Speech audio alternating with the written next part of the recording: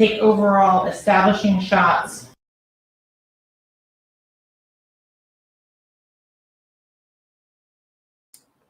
My bad, y'all. I was muted. But yeah, the YNW Melly trial is day 3, and we are back. Right now, they are presenting the evidence from the crime scene. So here we go. First, for a specific reason? Correct. That's what I call my establishing picture to show whatever the streets. In terms of casework, how much of your day-to-day work is in crime scene and forensics? I was, apart from supervising, I went to supervising, mentoring, coaching, training people. So I would say most of them, 80% is actual crime scene work and 20% supervision.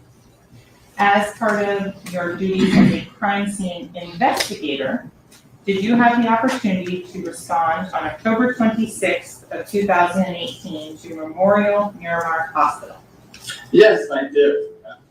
And unfortunately, my day starts when somebody else ends. In this case, too. So, Investigator Kelly, with regards to your primary role that day, what were you assigned to do? I responded to this hospital, this Miramar Hospital, emergency driver. I go there frequently. That's what emergency rooms for. Everybody gets shot, stabbed, and up in the hospital. So this called for this scene to assist the investigator, Morgan Curran, who responded to it. And I responded to assist. And I worked on the driver of the car. And when I got to the hospital, there's the Jeep, gray Jeep Trailhawk, multiple bullet holes. And I started with the Jeep photographs first, and then with the driver to process him. Okay, so I'm going to start with the photographs that you took on that day. I'm now approaching what has been previously shown to defense counsel and marked as states AAA for identification purposes. The photographs that are attached here. Now, you have had the opportunity to review those prior to coming into court today. Yes, I did. Do they fairly and accurately represent the photographs that you took on October 26th of 2018 at Memorial Miramar Hospital? Yes, they did. Here at this time, the state is requesting the state's AAA in as a composite of photographs and USB and published to the jury. Sure, any objection? Subject to the standard representation with respect to the contents of the USB. No Yeah. objection. Making that representation, counsel, yes? Yes, again. How many photographs are there? So it's just one moment, Your Honor, and it's going to require me to do math, so please bear with me. There's 81 and 11, 92 photos in total. Thank you, so it's a composite 92 photographs. State's AAA would be marked states. Okay, starting with the initial Jeep photographs. Can you explain to the ladies and gentlemen of the jury why you take a photo of a clipboard? This is the first photograph I take for identification.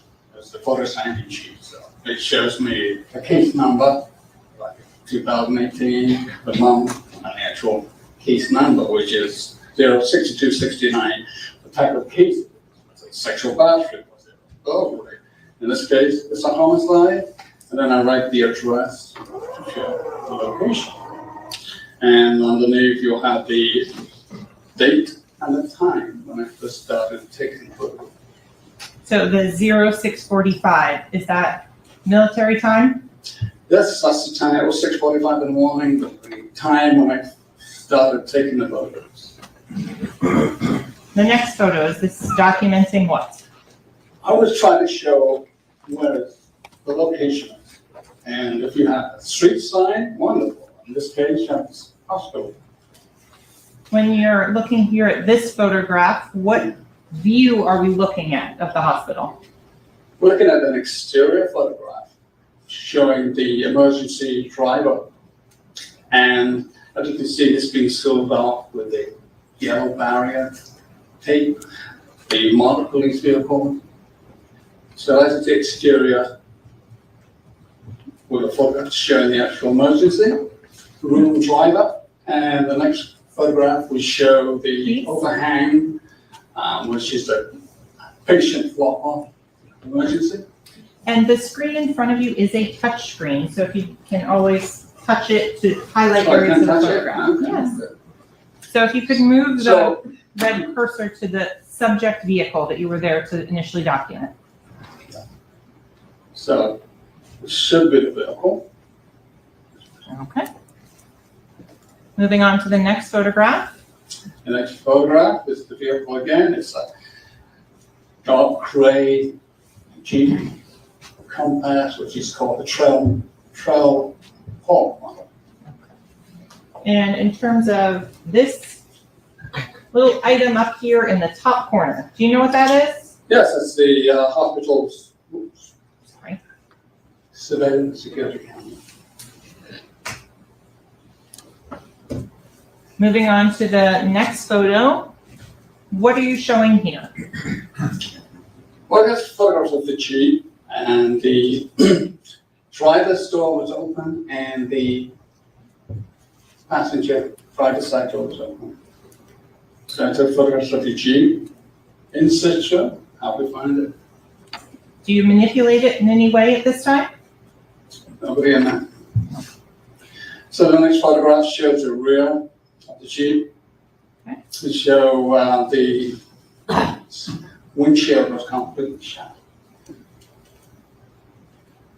Triangle, and that was the tag numbers, identify the vehicle. And what tag number is this vehicle identified by from the state of Florida? Was that, What state of Florida tag number is this vehicle identified by? this is the Florida tag, the tag number, IEK D22. Thank you so much. And finally, moving on to this exterior photo. Well, this will show passenger door window smashed, the rear passenger door window was smashed, and then you can see bullet holes in the passenger door, the rear passenger door.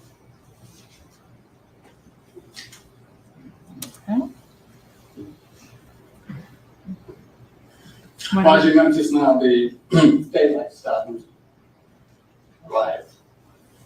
So the lighting changing a little bit. Same picture of the Jeep. The two doors I mentioned before are open. So Investigator Kelly, do you take overall establishing shots first for a specific reason? Correct. That's what I call my establishing picture to show what evidence is there. Are you looking for evidence and potential evidence while you're taking these photos? Yes, I'm looking in what I'm photographing, and eventually I'm looking underneath the vehicle. I did not go inside the vehicle. Why? Because I was informed that I had to obtain a search warrant. Investigator Kelly, when you're taking these initial documentary photos, do you have any briefing or any background information about what has supposedly happened? The only thing I was told, it was a drive-by shooting. The driver drove up to the emergency room, patient drop-off with two victims, both with gunshots. So that was the only information I'd received at that point. Do you make contact with detectives who are doing interviews while on scene? Yeah, I made contact with Detective Hector Bertrand and gave me a brief, and he then requested me to process the driver of this vehicle. Okay. So we're going to continue forward with the vehicle itself. Is there a benefit to taking photos in daylight versus under the artificial fluorescent lights of the hospital? It does help a little bit in daylight. Daylight, you can see, of course. And, but it's still in shadow, it's still dark.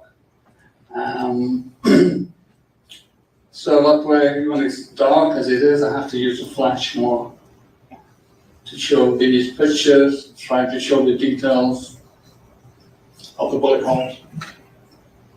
Do you label them or mark them in any way at the scene? Say it again, sorry. Do you label or mark the bullet holes in any way at the scene?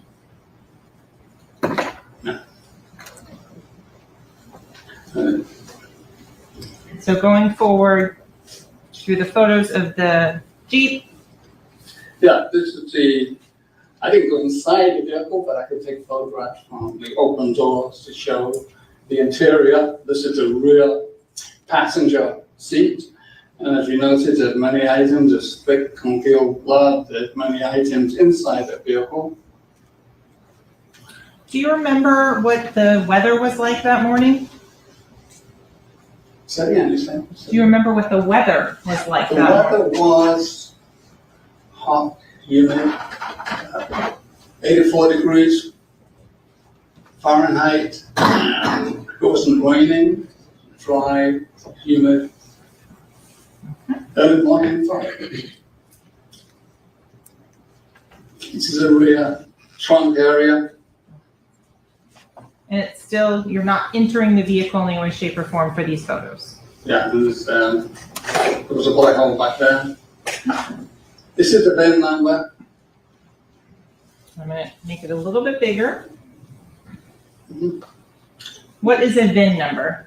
So the VIN number here is 3C4N JDDB2 JT198929. Okay. And What are you documenting in this photo? this is the driver's seat. And various items inside it. This is the exterior of the driver's door. Then again, those are some marks, the damage to the vehicle, in the hood, the bumper area. As a crime scene investigator, do you respond out to run-of-the-mill car crashes? I think it's on the question. Do you go to hit and runs on the side of the road as a crime scene investigator? I did it. In terms of the documentation that you do for a crash, is that something as part of your training and experience that you would have been done over the past 20-some years in crime scene? Yes, I did have experience in photographing vehicles involved. Okay. And of course, when you do, for example, if there's an accident vehicle, you do want to document the damage to the vehicle. Okay. The hood is damaged. As you can see, it's misaligned there. Did you have any idea as to when that damage could have occurred? No idea how the damage occurred. What is your job when you're doing this? Document, collect evidence, and process evidence. So after you finish doing all of the exterior photos of the Jeep, what do you do next? As I explained before, I then went to meet the driver of this vehicle. Do you make sure that this Jeep is sealed? What do you mean? See? Do you secure the doors and other areas of the Jeep with evidence tape? Yes. Prior to a search warrant, we'll then seal out the vehicle with red evidence tape. Moving on, there is now a photo placard A in this photo. There is a bullet projectile, which is by the passenger side rear tire. Is that the item in question? This is it. Correct. And do you know what this little gray round thing is over on this side? That was the valve stem cap from the tire.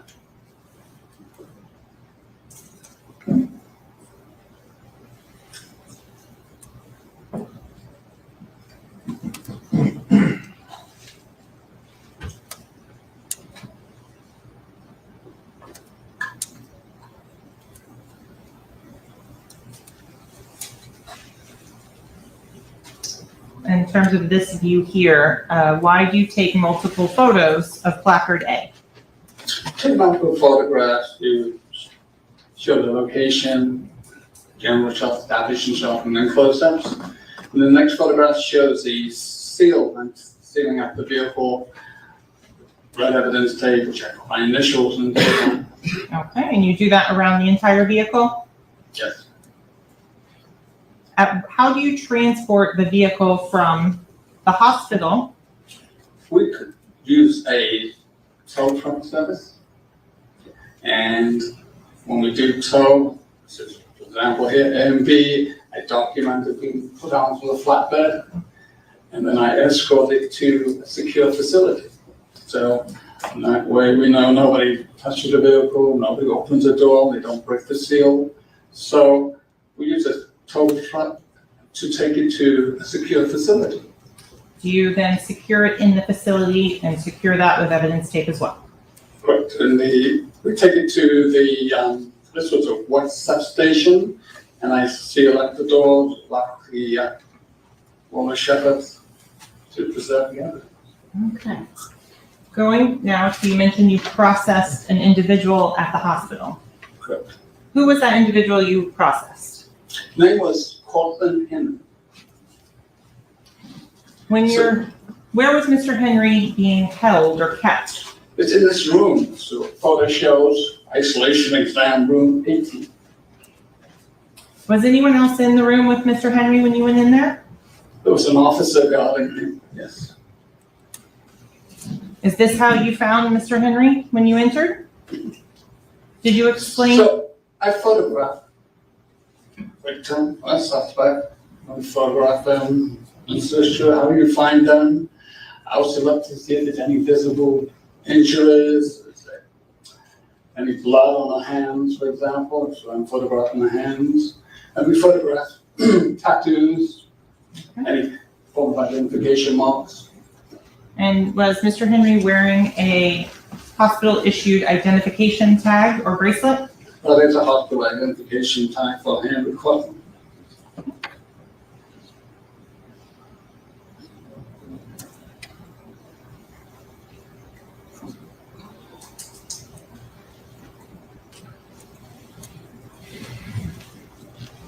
So the items over here on the floor, what are those? These are the clothing that Cortland Henry was wearing when he came into the hospital.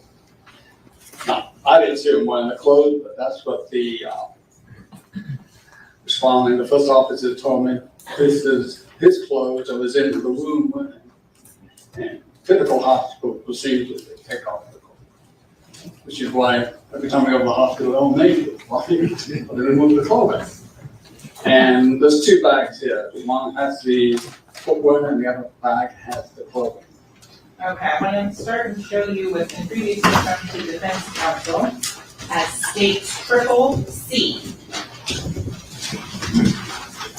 Do you recognize this item? Yes, can I? How do you recognize this?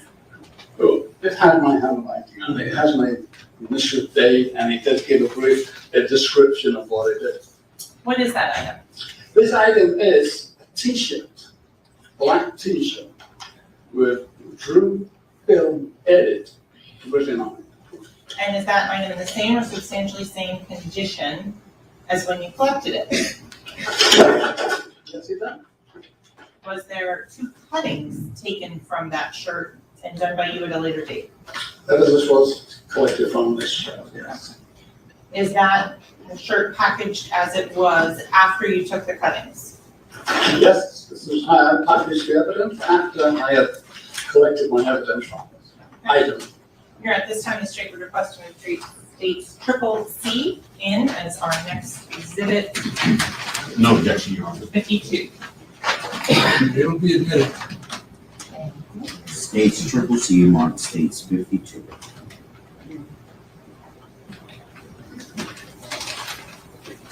Investigator Kelly, if I could be so kind as to ask you to publish this shirt. There are gloves to your left, and I will grab you some scissors.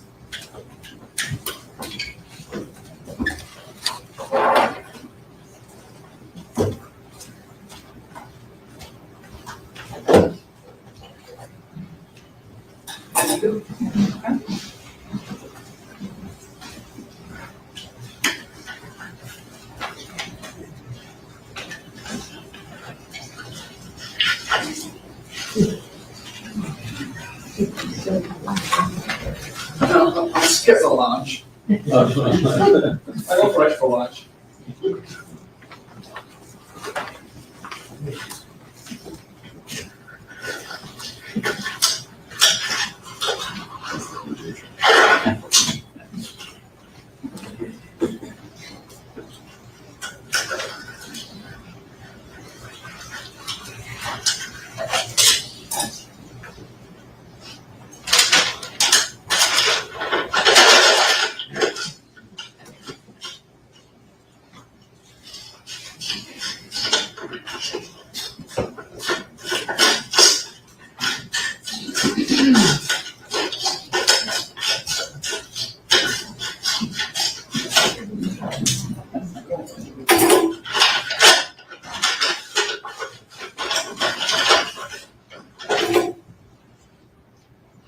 And if you could show the small logo on the front of the t-shirt first. Yes, this is the front of the t-shirt. Okay. And if you so kind as to show the back. And this is the back of the t-shirt. Thank you so much. If you would be kind enough to repackage that.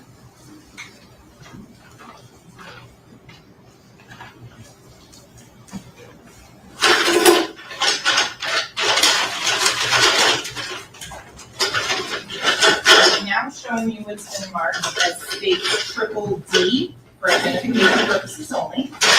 Do you recognize those items? Yes, I do recognize this. What are those items? I listed the 3 items in the package, and they are the cutting from the blood stain on the front of that t-shirt, and a cutting from the rear of the t-shirt. And then I have a swab from the blood stain on the Air Jordan sneakers, which is this. And is that in the same or substantially same condition as when you collected that and processed it? This. Here at this time, the state would request to state triple D in as states 55. Without objection, Your Honor. 53. Thank you, it'll be admitted without objection. States triple D marked states 53. So with regards to the cuttings that are in there that you described, are those subsets or taken from that shirt that was introduced as states 52? The first 2 items were taken from the Phil Edit t-shirt. Okay. So I'm now showing you what's been marked as states triple E for identification purposes only. Do you recognize that item? Yes, I do. What is that? This is the hoodie, black hoodie, and also the t-shirt has been removed and repackaged. But the other item inside here is a plastic container, blue plastic container. And is that item in the same or substantially same condition as when you retrieved it on October 26th of 2018? Yes, You said one item was repackaged. What was that item? the t-shirt which I just shown you before. Your Honor, at this time, the state would request new states triple E in. Without objection, Your Honor. It'll be admitted. States 54. States triple E marked states 54.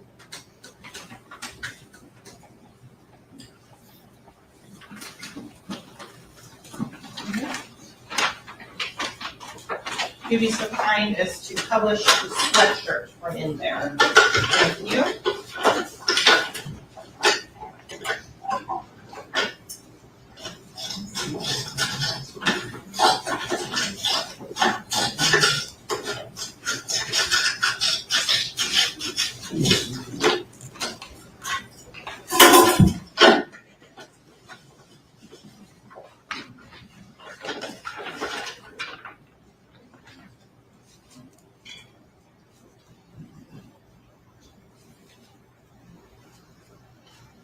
Thank you so much. Okay, if you can package that back up, I'm going to give you now what's been marked as state triple F for identification purposes.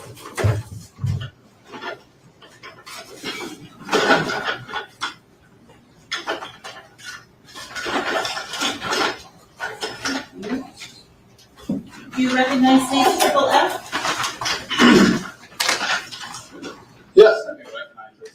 What is that? This is the sneakers. These sneakers are in the photograph there. Are they in the Inside same, here. are they in the same or substantially same condition as when you collected them on October 26, 2018? Yes, Here at this time, the state would request to move states triple F in as 55. Any objection? No objection, Your Honor. It'll be, States, it'll be admitted. states, triple F marked states 55. Okay. I want to go back out to the scene of the Jeep again for a moment. Did the projectile by photo marker A, did you recover that particular item?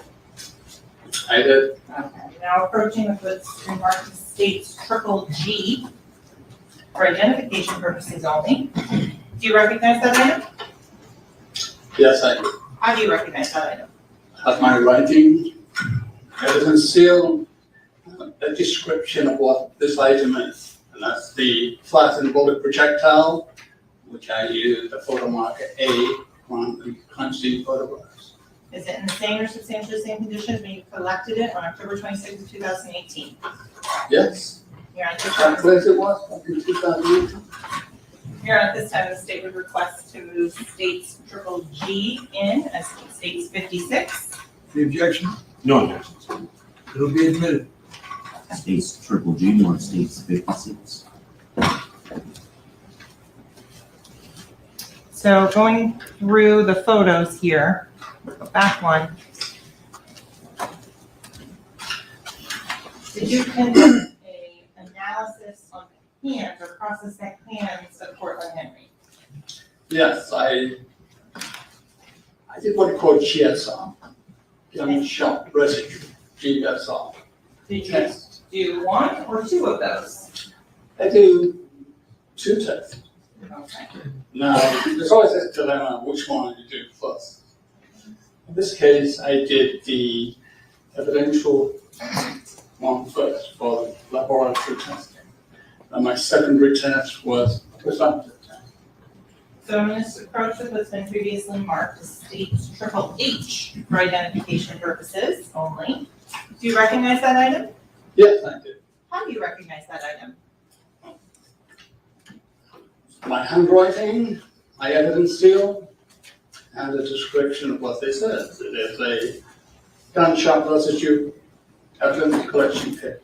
This is a collection kit we use for laboratory testing with the SEM, which is a scanning electron microscope. Does Miramar have a scanning electron microscope at the police department that you can use? No, it's a scanning electron microscope is not optical. You may remember from your science days when you could look through an optical magnifier for blood, see those squiggly things moving around. Because gunpowder residue is too small, you need electronic scanning microscope. It's not optical, it works by electron. Almost like a sonar radar. It's ping and bounces back. And that's the only way you can see or detect gunshot residue. You have to remember, So investigator Kelly, interrupt you for a moment.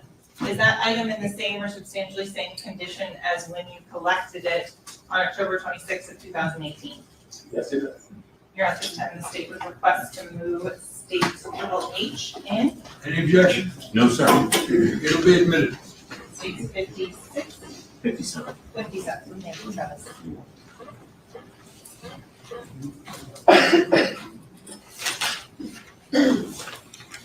Okay, so now looking back up at the photo that's up on the screen, if you could describe what is the next gunshot residue test that you did. This is a photograph I took of the presumptive GSR kit I did from Cortland Henry. And the photograph, you put the description of the name, and try and take a photograph of the actual results. And can you explain to the ladies and gentlemen of the jury how you interpret these results? To interpret these results, you're looking at blue specks, which will react. It's a chemical reaction to the nitrate. So blue speck will give a positive identification. So on here, there's kind of a reddish brown. Is that a positive identification? Well, obviously, when you swipe somebody's hand for swipes, you can get grime, blood, and so forth. It's not blood, but other articles will attach to the swab. I couldn't see any real blue to me. I couldn't see it in the test. So going forward, did you have an occasion where you collected DNA swabs regarding the victims in this case? Were they given to your care, custody, and control? DNA swab from who? That would be DNA swabs 3, 4, 49, 54, 87, 88, and 89.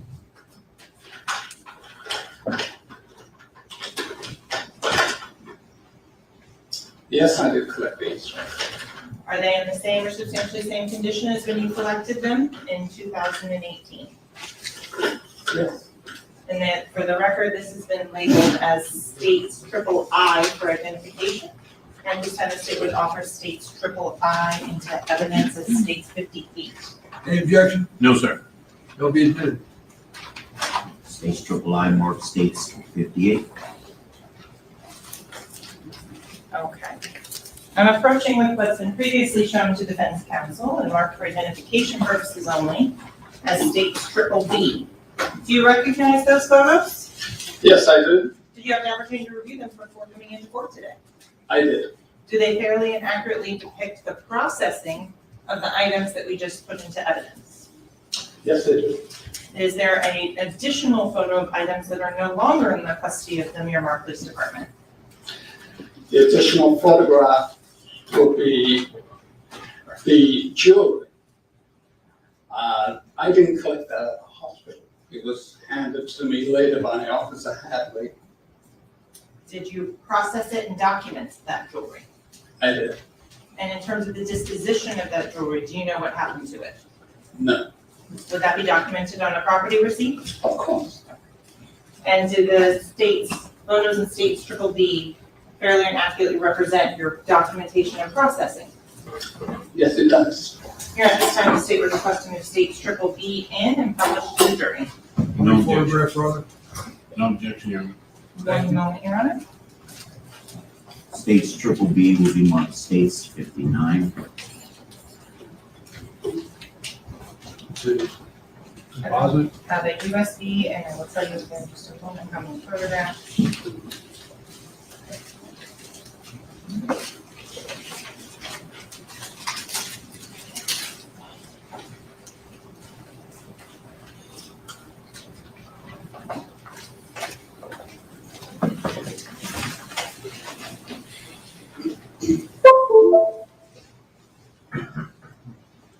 $18 photographs, Your Honor. Thank you, counsel.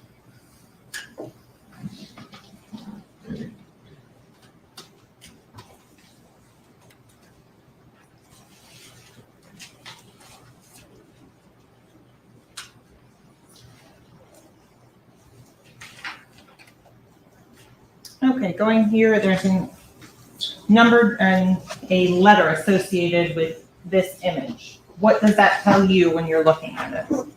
Yeah, this is a photograph of the clothing, and I give it a new identification mark A. Did you separate the shirt from the sweatshirt and document it further? Correct. Sweatshirt and t-shirt together, and the blue cast container.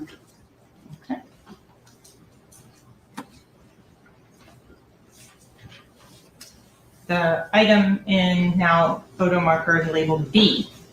Yes, I've given the container B for identification, and it shows the cannabis. Moving on to item that's labeled C. Is that what has been previously entered into evidence as the shirt? Yes, this is the t-shirt I just shown the jury, and this is the front of the t-shirt. Was there an item of interest on the front of the t-shirt? Yeah, we had 2 small specks of blood on the front of the t-shirt. That's a close-up photograph to show small specks of blood.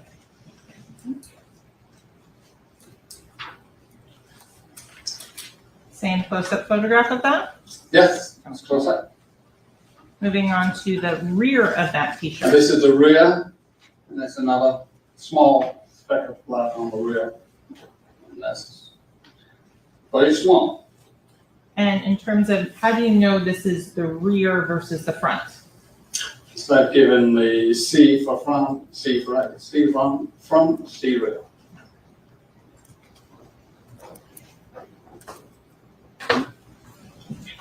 And so did you then process and document the sweatshirt?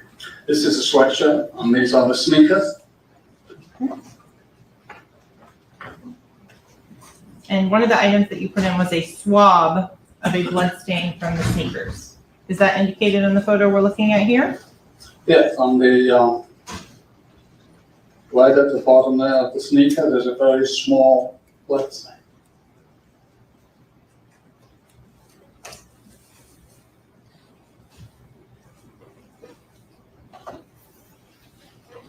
And then the jewelry here that was given to you for processing by Officer Hadley. That is correct, this is the jewelry.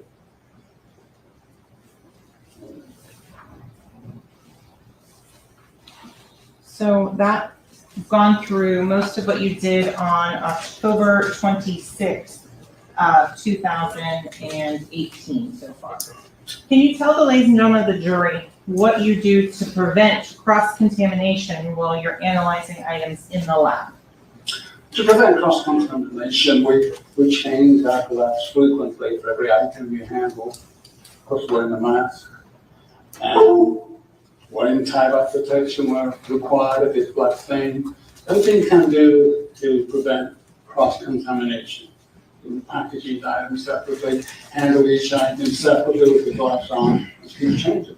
It's surprising how many boxes of gloves you go through when you do that. Do you document every single time you change your gloves? Do you write it down in your report every time you change your gloves? Not every time, I just put in a brief part of my report, I change gloves frequently. I don't specifically say how many gloves I use, it's just that I change frequently, but Okay, going on to October 31st of 2018. Did you assist Miramar Crime Scene Technician Christopher Carter in documenting the search warrant of the Jeep? yes, I did. I helped him with moving the items, changing the gloves, turning over, both sides and so forth. So I did assist them, yes. Did you assist later on November 25th of 2018, did you assist Morgan Curry with processing an MVAC filter? Yes, I did. Going forward to November 28th of 2018, did you assist in doing a trajectory analysis? Yes, I did. And so what was the goal of the trajectory analysis? The goal for this trajectory analysis was basically to show approximate height of the shooter. At this time, I didn't know where the original shooting had taken place. The hospital was the second proceeding.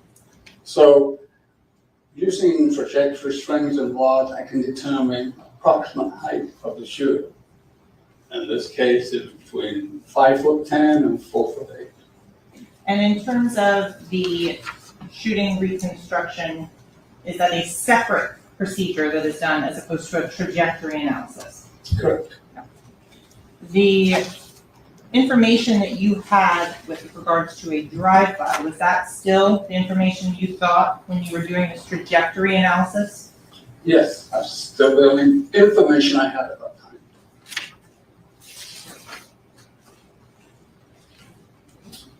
The cuttings that were made, was that done on or about December 24th of 2018? On December the 24th, I'm sorry, what did we do then? The cuttings, is that a? Oh, yes, the cuttings. The t-shirt I just showed you, I took cuttings. The reason is the labs usually prefer the cutting sometimes as opposed to a swab. Why? It gives them a better chance for a DNA extraction. In terms of other times that you were called out, did you assist some of the other crime scene technicians with processing the vehicle in various ways? I did assist my staff with various other aspects of this investigation. Other than what we have previously talked about, did you collect any other items of evidence? Not to my knowledge, no.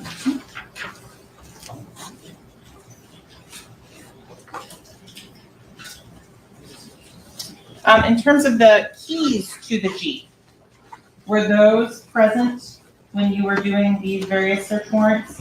Sorry, who was present? The keys, the car keys, Oh, the car keys. were For the they? Jeep. Yes, were they provided? Yes. Nothing further at this time, Your Honor. Counsel, thank you. No.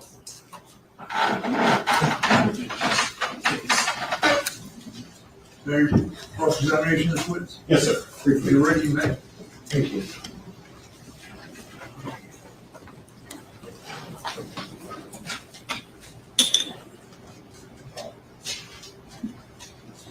Sir, how are you?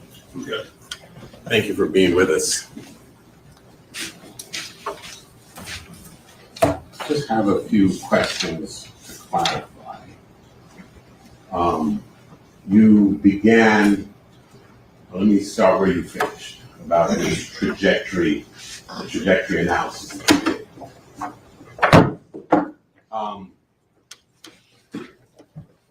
You said that the purpose of your trajectory analysis was to establish the approximate height of the chute. Yes, that's what I said. Would One reason. that be one reason? And the other would be to determine the flight path of the projectile. That is correct. Okay, so, may I, Your Honor? Yes.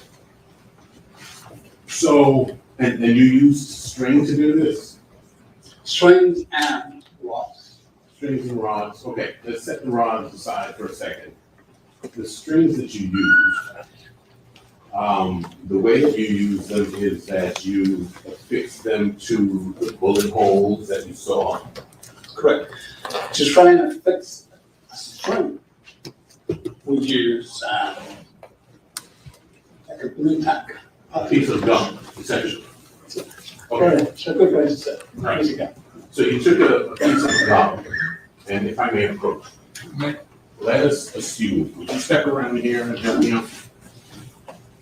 Let us assume, for example, that this witness stand is the vehicle. Okay. And you perceive there to be a bullet hole at this location. Okay. So demonstrate for me, I know we got the bullet hole string affixed to the bullet hole with a piece of gum here. Tell me how you perceive from it. If there is a bullet hole in the gum, the next very important item you need is another hole. A good bullet trajectory, you need 2 or 3 holes. Give you some idea of the fight. One hole is very difficult. You can't tell which way the bullet trajectory is coming in. Okay, so let's just be clear. Any of the analyses that you performed, you did on at least 2 holes that you assumed or concluded represented the flight path of a single projectile. Correct? Correct. But remember, they've got the rear windshield completely shattered. Okay. So there's no holes in the wood glass, Right? but it's going into the rear seat. Okay. So one of the holes would be the first hole in the back of the rear seat. And the second hole would be where? If it goes through, then you have to move. Okay, so the holes that you analyzed with your string and gum were holes that perforated the back of the seat and you could tell where they exited another part of the seat. The ones in the seat finish there, like some bullets get into it, but it didn't continue to the front seat. I know one did, but we're talking about the swing area, it ended there, it didn't continue after. Okay, well, I'm just trying to figure out where the two holes are. One would be the back of the seat and the other would be the front of the seat. Okay, so those were your two holes. Yeah. All right, we'll take this from there. You have one hole in the front of the seat, right? And you have a hole in the back of the seat. Well, the seat might be wider. And you affix the string on which side of the hole? Whichever area you can attach the gun to. Is it possible to do that? Usually it's not. Well, if it's on the outer area, how are you sure that you have identified the correct trajectory as it relates to the hole in the front of the seat? Swing is for this part, and then you can use the rods. You have to push it all the way through. So there you would push the rod through the hole. It will come out on the other side, the front side of the seat, which would indicate to you the trajectory. And then you would fix the string on the back of that rod. And then you extend backwards. Okay, and that's how you proceed. Generally speaking. So there was no string that was affixed to the back of the seat that was not done so Yeah. in relation to a rod that had been put through the hole. Right, because string is too fragile to go through. Understood. The reason why I use rod to swing. The string is, that's you know, other area to attach to, so then the gun will go from this way. Okay, but the angle that you extend the string backward is dictated by the rod that has been put through the hole and meets the other hole in the front. That's a yes? That's. You don't sound sure. Say it again, so you said, say it again. The angle that you extend that string backward from the back of the seat is dictated by the angle of the rod that has gone through that hole to the hole in the front. You're saying that the angle from the rod is dictated by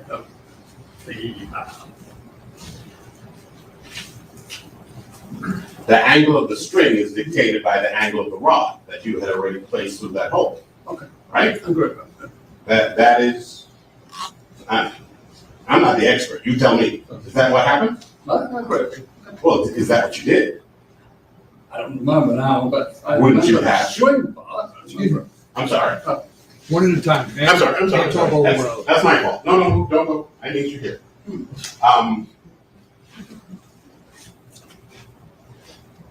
I understand if you are having failing recollection. This was a while back. But as a scientific matter, would it not have to be the angle of that string coming out, which you extended, would it not have to be dictated by the angle of the rod that you have placed in there? Would it have to? You can't make it. You have to remember, bullets don't always go completely straight. Bullets twist down, up and down. So the theory is, it's possible, but anything can happen with bullet trajectory. Flight path doesn't always go smooth and straight. I understand that, okay. And I assume it's not. To try and determine from just two holes with no exterior. Okay. So you're up against a difficult task. Let's concede that, right? And in performing that task, how, if you didn't dictate the angle that you extended that string backward by the rod that was placed inside, how would you know what angle to extend backward? I don't know exactly. How do you know it? It's Yes, sir. approximate angle, the height is what I'm looking for. But I mean, the height's dictated by two things. The angle that string extends backwards, and the location of the person who fired. Correct. Okay, so if I'm Shaquille O'Neal, Yes. I could fire from here, and I would be up here. And if I were Gary Coleman, Testifying. Pardon me? Objection, counsel testifying. and if I were Gary Coleman, remember different strokes? Short guy, okay. If I was a short guy, and I was firing from here, it would create the same angle as it would if I were Shaquille O'Neal back here. True Well, or no, that's a very interesting thing. Okay. Especially from instrumental time. But you have to remember, people shoot, if it's normal, people expect people to shoot high level, right? But who knows where you're gonna shoot again? You can shoot down here, you can shoot like this. So it's never, your theory, oh, it's gotta be this way, it has to be this way. You don't know unless you've been actually there, witnessing the shooting and an angle of how the gun was held. So your theory is, I think it's possible. Right. You shot here, you shot there. Thank you. So, let me clarify. If I have two people, one is 4'8", one is 6'2". Okay. Let us assume, for purposes of my example, that they both are extending the firearm at the same angle from their bodies, from their respective bodies. Okay?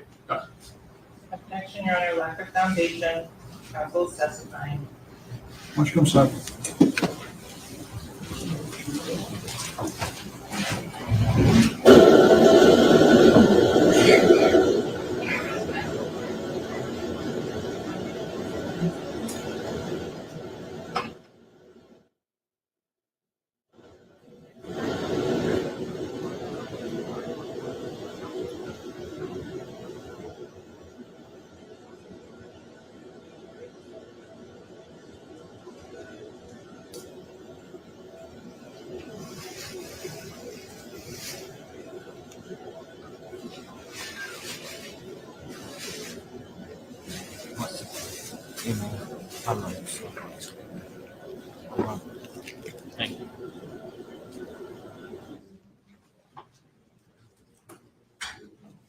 Come on back.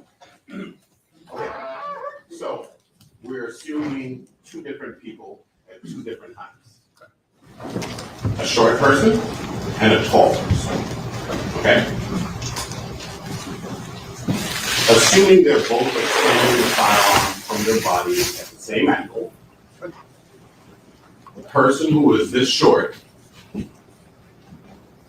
would expel a projectile that would enter whatever the target is at the same angle as somebody who is this tall. Can we agree on that fundamental principle? I agree. Okay. And as you correctly stated, there are even more variables. That is, and I wasn't trying to outsmart you, couldn't do that. They could be firing at one angle, could be firing at another angle, at any variety of angles. So in order to determine the approximate height, which was what you were attempting to do, Excuse me, turn off the phone, please. which is what you were attempting to do, right? That's what I'm attempting to do. Okay. Answer your question. And it's approximate. Approximate. Okay, like I said, I don't know if it was trying by that, moving. Okay, so it's one part of it. So now we have several variables. What angle the person is holding the gun, Correct? how far back they are, correct? And how tall they are. Oh, three factors. Three factors. Yep. So with all those three variables, which one did you know?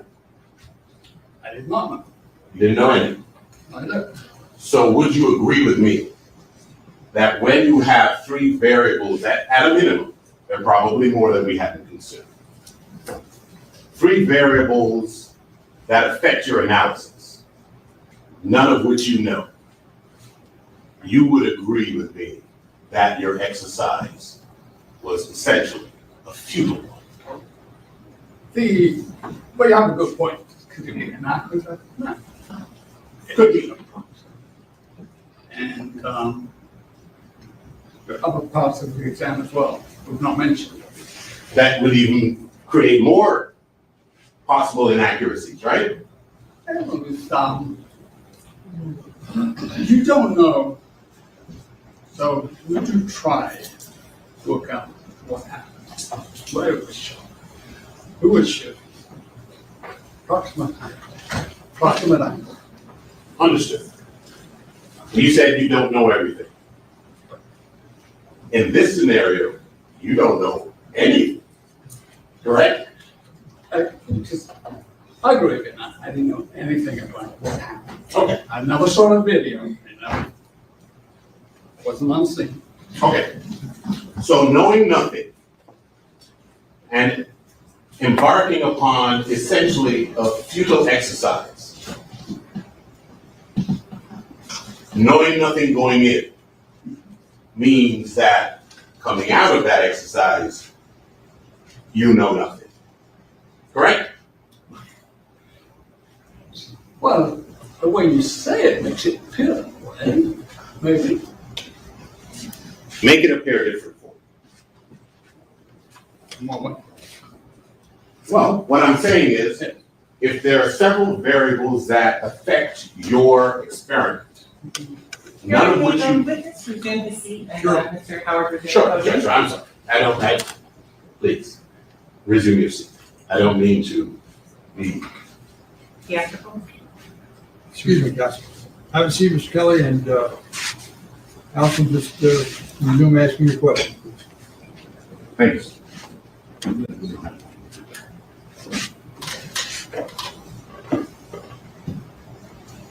If you're engaged in an exercise that requires you to know certain factors, and you know none of them, So your question is, I'm sorry. Come side for a second.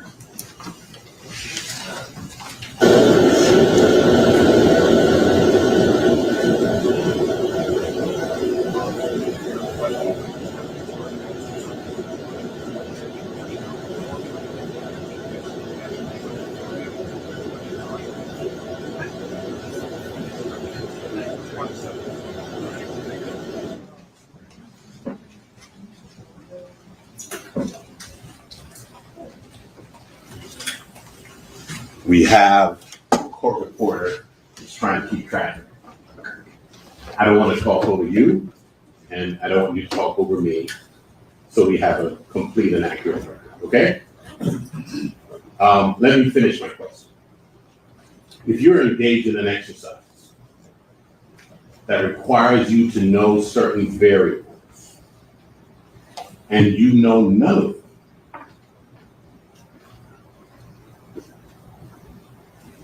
strike that. The exercise in which you were engaged requires you to know certain variables, correct? it does require you to, if you know the variables, it certainly will help you. Yes. And if you don't know the variables, any of them, then you cannot perform an accurate test. It's difficult to perform an accurate result if you do not know all the variables. Correct. Okay. I just want you to change one word in that statement. It's impossible, not difficult. It's impossible. Objection arguments to. Sustained.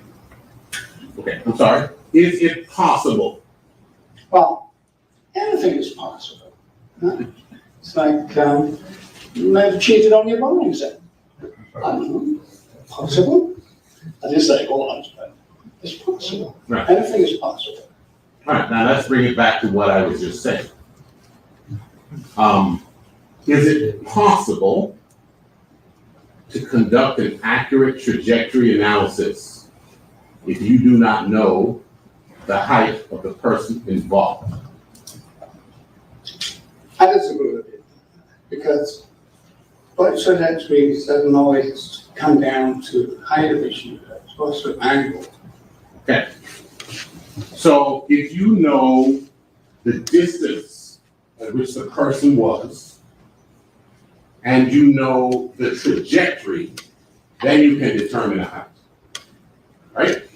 It's possible, yes. And if you don't know the distance, and all you know is the trajectory, which you are approximating to begin, it's impossible to determine anything that's useful to an investigation. If the answer is yes, just say yes. Yeah, I disagree. I don't think it's impossible. It's still a sound, valid forensic work, in my opinion. And you can say what you like, you can tell your children what you like. But you wasn't there, I wasn't there. You can say, oh, anything's possible. Maybe, but we still don't know exactly what happened.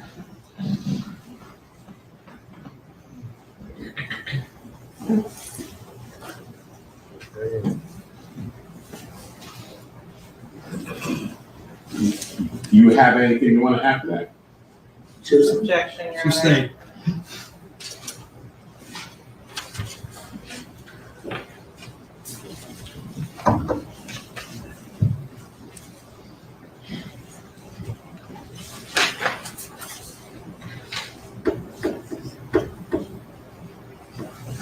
You also conducted, I believe, a swab of Mr. Cortland Henry's hands, did you not? Swab from his hands, you said? I'm sorry, let me ask you.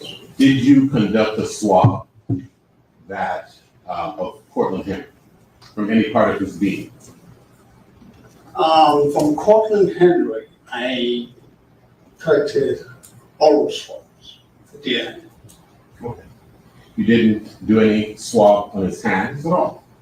We did the GSR Okay. collection. Okay, so that you don't refer to that as a swab? Correct. I'm sorry. So you did a GSR, you attempted to do something to his hand to determine whether or not he had GSR. The purpose of GSR will give you an indication if you fired a weapon or you've been in close contact when a weapon was discharged. And you conducted a test on site, Correct. Called presumptive test. a presumptive test. And you also sent, what is the thing that you sent back to the lab for the other test? That is the Tritech evidentiary gunshot residue collection kit for the scanning electronic microscope, which is valid in court. It's a scientific test. And your presumptive test showed negative. Correct. And you know that a lab test showed positive. I'll set this That is as objection. Sustained.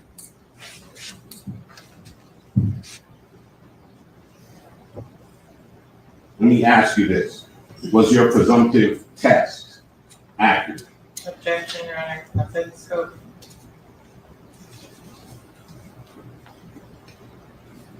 Commissioner Cypher.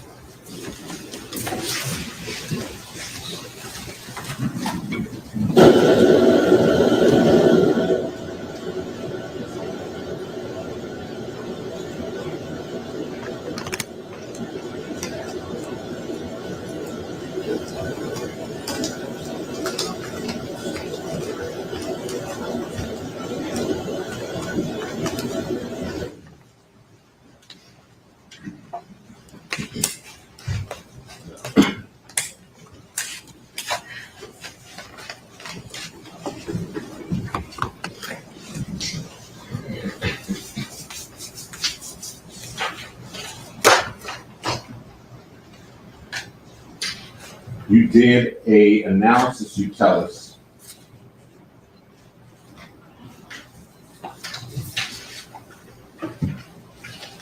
Actually, strike that.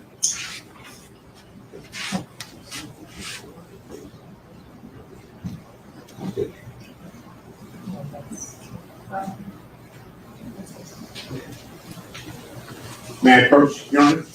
What, Justice? I have what I believe to be a report of his, I can take a peek. Go Can ahead. you use his memory refresh? He doesn't. I wanted to identify. Go ahead. Finish. And maybe I should mark it for purposes of identification as defendant's one. Use letters for identification. Oh, I'm sorry. Defendant's A. Mark it for you. Yeah, in terms of the report, I have a question if you want to sidebar. Sure.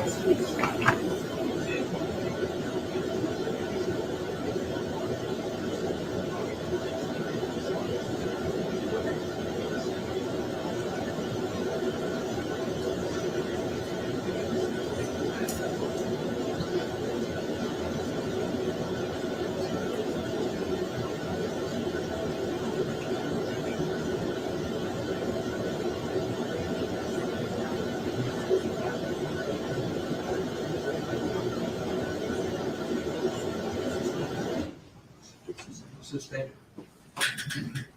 Can I have him identified? Correct. Thank you.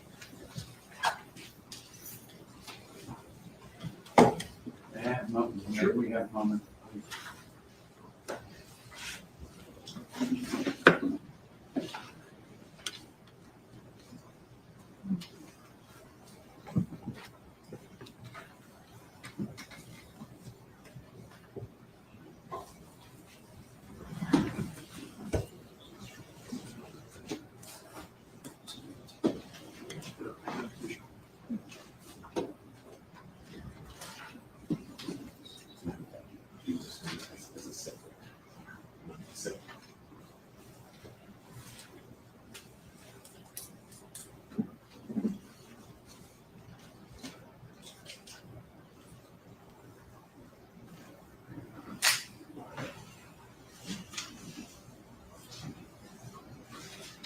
Okay, may I, Your Honor?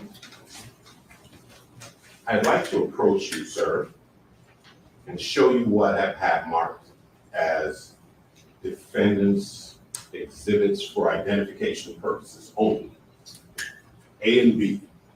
And I want you to tell me if those are both parts of reports that you authored.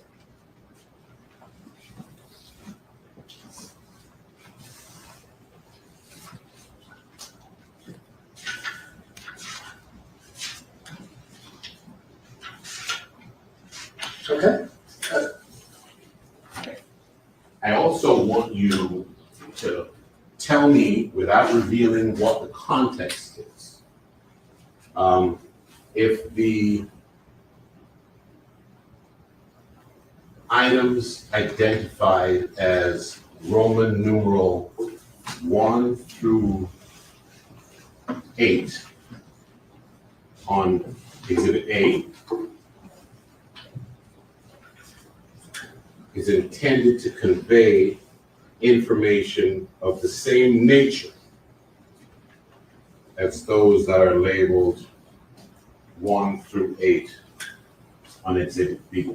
Not if they're the same thing, but if they're intended to convey information of the same nature. So your question is, say it again. I want you to look at both. Excuse me, Council, why don't you come sidewalk, please?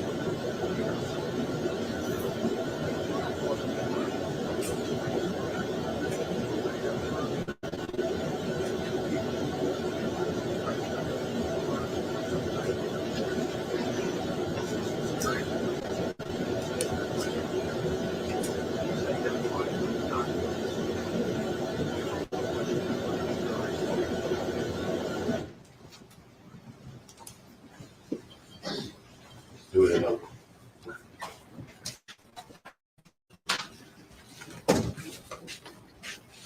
Did you look at that? Yes, I did.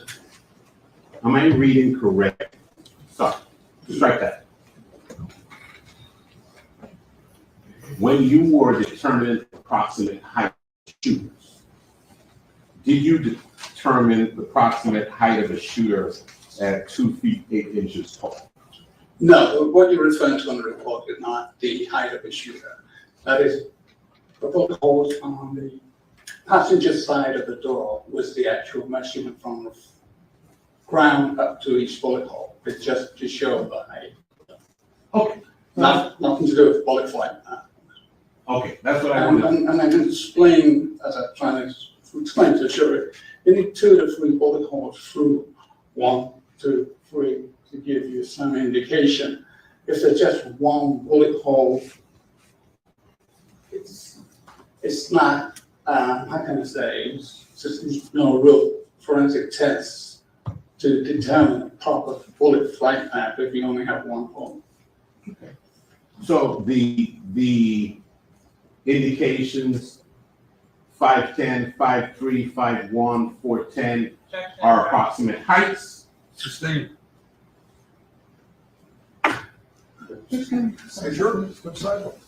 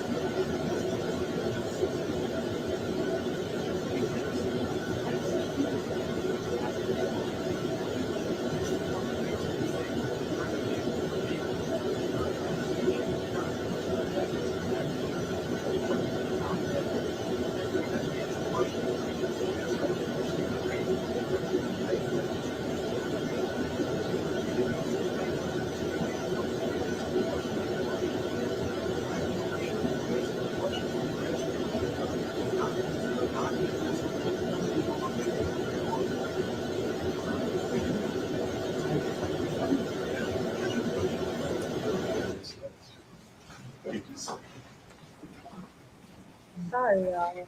That audit started. I had another tab open, but I closed it.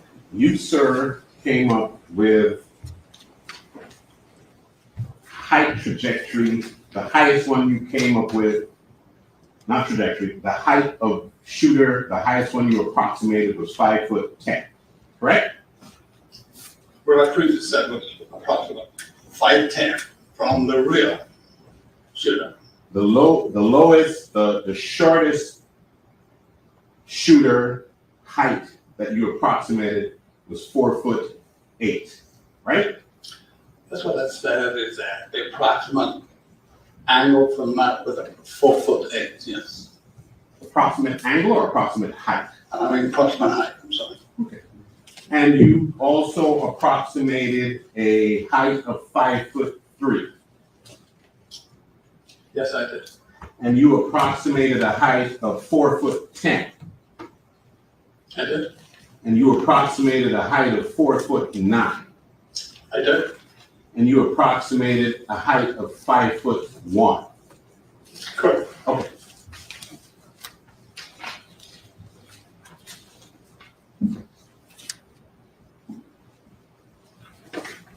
Let's get back now to the blood analysis or swabs. Strike that. The blood observations you made on the clothing that belonged to Cortland Henry. Okay. You analyzed a sweatshirt and a t-shirt, right? What I would call it a hoodie, A hoodie. Yeah. A hoodie t-shirt. and a t-shirt. Correct. And you found any blood on the hoodie? Not on the hoodie. But you found blood on the t-shirt. Yes. Underneath the hoodie. You found blood on the t-shirt underneath the hoodie, both in the front of that t-shirt and in the back. That is correct. Okay.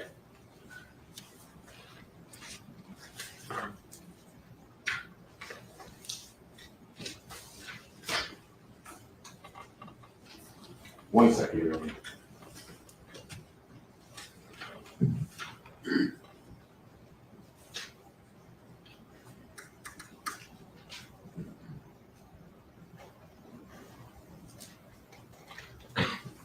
Was there ever a time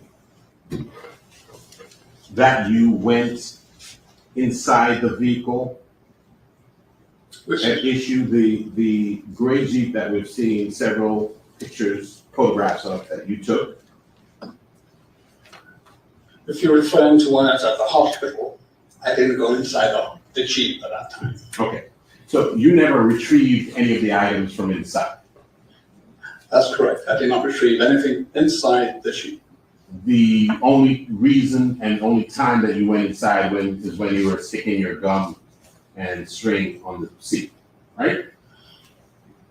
The only time I really went inside that Jeep was when we had the search warrant for when I attached the strings and rods. Yes, that's correct.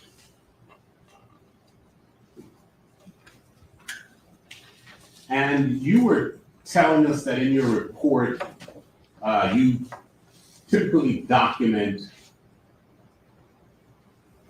the fact that you change gloves, Say it again. You said it's fine that that you change latex gloves during the process of your handling of evidence, that is correct. but you don't necessarily document each time that you do.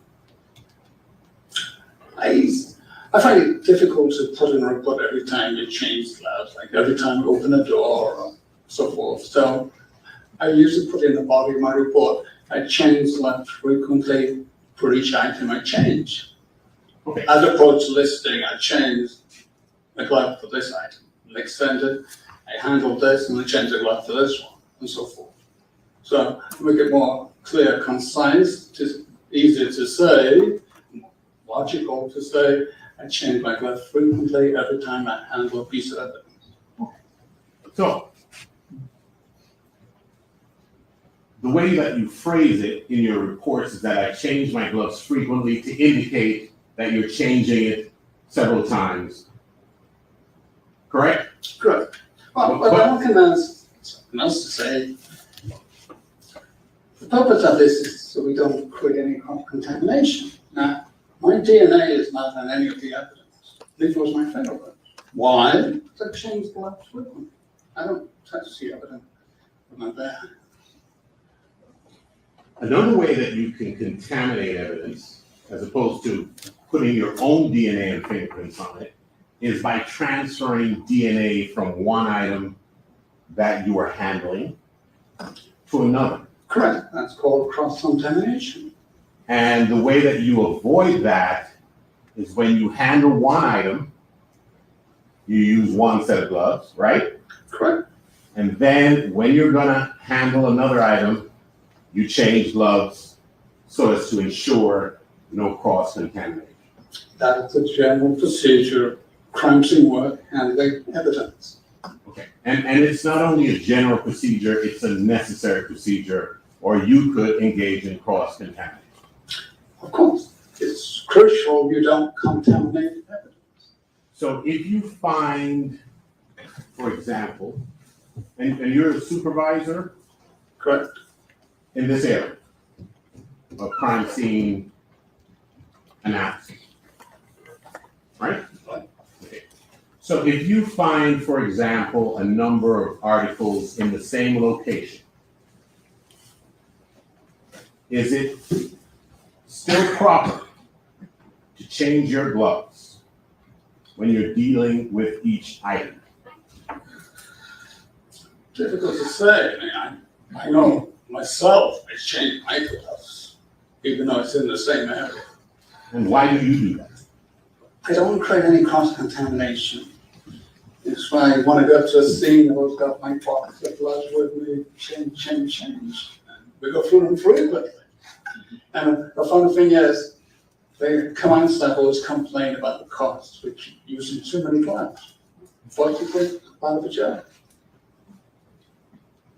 Changing gloves. Thank you. Nothing further. Thank you, sir. Is there any redirect? Briefly, with regards to the trajectory rods and strings, you document heights of items.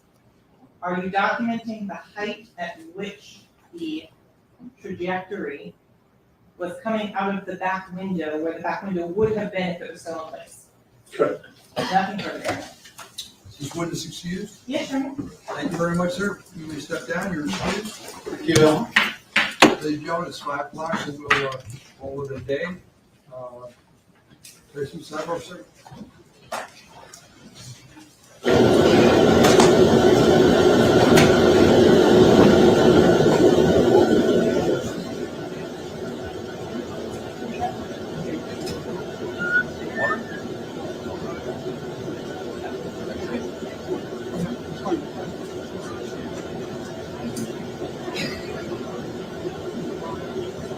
Yo, what is that?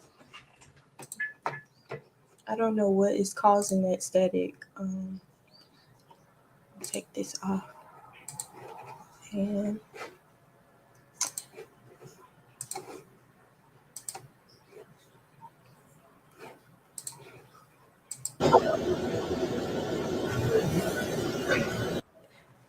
it must, okay. The static is because they're talking. Okay. Duh, Dominique. All right.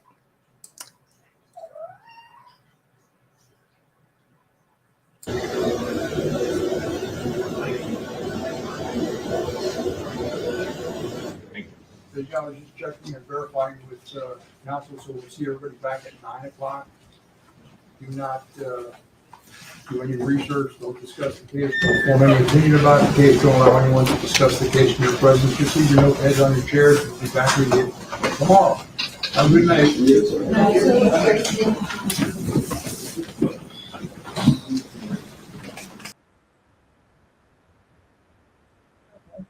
So they were ending anyway. They're gonna start back at 9 a.m. So we will tap back in at 9 a.m. Y'all have a great evening. Peace.